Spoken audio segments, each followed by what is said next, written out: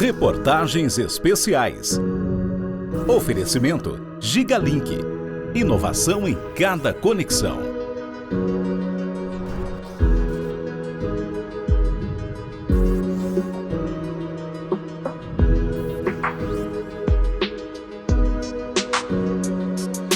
O sal que hoje não pode faltar numa boa comida, há alguns séculos era produzido aos montes, nas salinas espalhadas pela região dos lagos do Rio. Afinal, o tempero movimentava a economia das cidades desse pedacinho do estado, a ponto de ser chamado de ouro branco.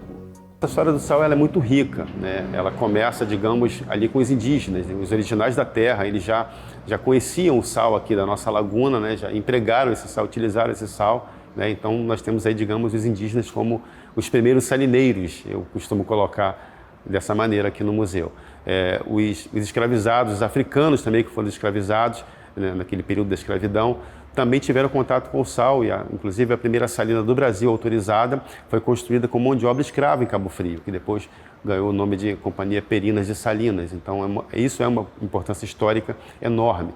Os imigrantes que chegaram após o final da escravidão também trabalharam com o sal, povos de diversas partes do planeta, da Itália, Espanha, Japão inclusive, e sobretudo portugueses. São Pedro da Aldeia, que faz limite com Cabo Frio, é a cidade pioneira do Brasil a ter um acervo histórico, dedicado exclusivamente à cultura do sal e das salinas. A tradição do uso do alimento na Costa do Sol do Rio de Janeiro começou ainda no período colonial, ganhando força a partir da segunda metade do século XIX. Digamos, desde o começo do século XX, pelo menos, tornou-se uma atividade de grande importância econômica, né? O sal daqui da região do Cabo Frio, ele era levado para diversas partes do país, até para fora dele. E então foi esse produto que ergueu, né, a nossa cidade nesse período, né? Posteriormente, com diversos fatores, entre eles a competição com o sal do Nordeste, o preço foi caindo, as salinas foram fechando e o turismo foi substituindo a indústria salineira, né, como importância econômica, né, de geração de emprego e renda para a nossa região. No início do século XX chegaram os salineiros portugueses, impulsionando diversas salinas na região dos lagos. Após centenas de anos, ainda é possível ver equipamentos usados nesse período, como os moinhos.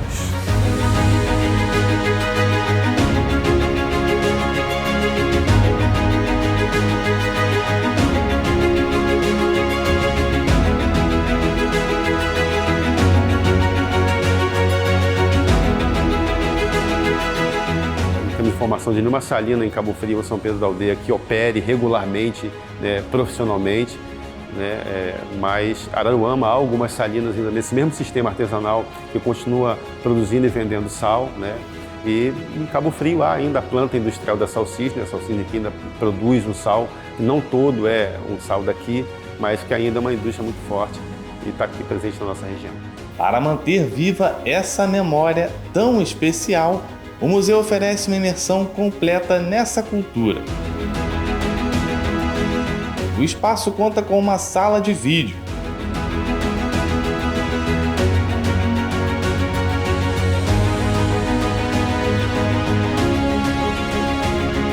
área de exibição de imagens da história universal do sal,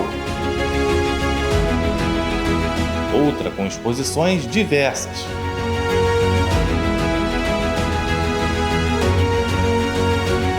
e o salão principal, com equipamentos que são históricos.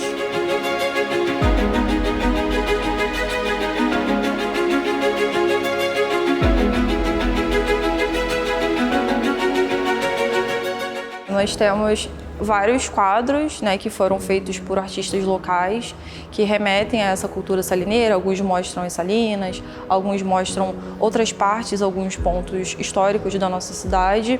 Temos também o tapete de sal, aqui do Flávio Rangel, que é um artista bem renomado aqui na nossa região. Ele ganhou várias das competições do tapete mais bonito. E temos fotos também da Festa do Sal, por exemplo, que acontecia mais ou menos por volta dos anos de 1960, que era uma espécie de concurso de beleza, onde era elegida a princesa do sal, a rainha do sal e assim por diante. Temos também uma máquina muito interessante, que é o prelo tipográfico, e esse prelo tipográfico ele era utilizado para poder estampar os sacos de sal.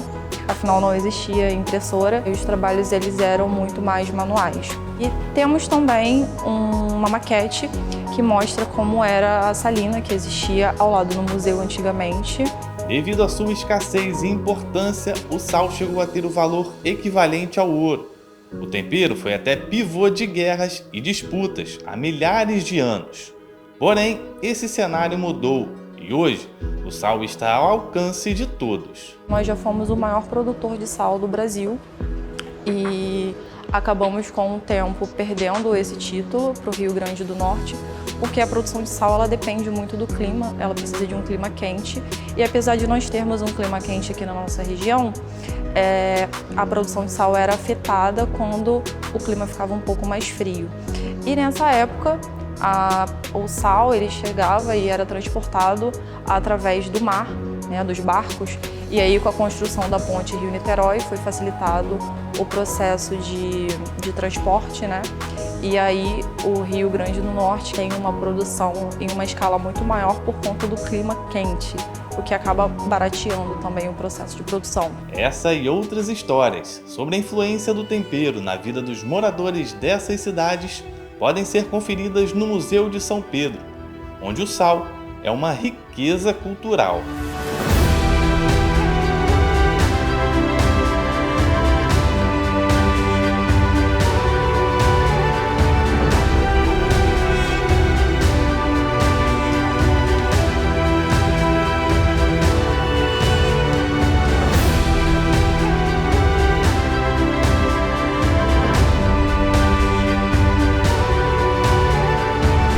Reportagens especiais. Oferecimento Gigalink. Inovação em cada conexão.